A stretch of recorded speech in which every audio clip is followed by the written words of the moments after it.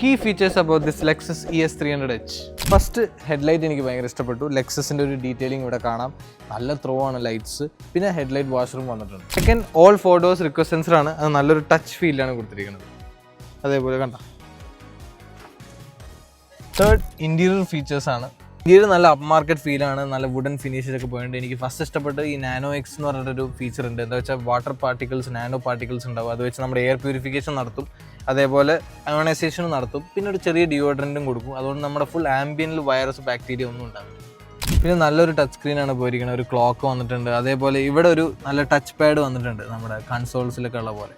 പിന്നെ എനിക്ക് ഇഷ്ടപ്പെട്ടതാണ് ഇതിൽ 2 ഡിപ്പാർട്ട്മെൻറ്റ് പോലെ കൊടുത്തിട്ടുണ്ട്. ഇവിടെ നമ്മളെന്തെങ്കിലും കോയിൻസ് ഇടുകയാണെങ്കിൽ ഒരു ബട്ടൺ ക്ലിക്ക് ചെയ്താൽ അവിടെ നമുക്ക് എന്തെങ്കിലും കപ്പ് ഹോൾഡേഴ്സ് വെക്കാനും പറ്റും. ആംറസ്റ്റ് കൊടുത്തിട്ടുണ്ട്. ഒരു ക്ലെവറാണ്, നമുക്ക് 2 സൈഡിൽ നിന്നും ഓപ്പൺ ചെയ്യാം. ഇവിടെ വയർലെസ് ചാർജിങ് കൊടുത്തിട്ടുണ്ട്. അണ്ടർനീത്ത് നല്ല സ്പേസും കൊടുത്തിട്ടുണ്ട്. പിന്നെ ഇപ്പോഴും CD പ്ലെയർ ഉണ്ട്. ഫോർത്ത്, സേഫ്റ്റി ഫീച്ചറാണ്. അഡാസ് വന്നിട്ടുണ്ട്. അതേപോലെ 12 എയർ ബാഗ്സ് വന്നിട്ടുണ്ട്. How crazy is that?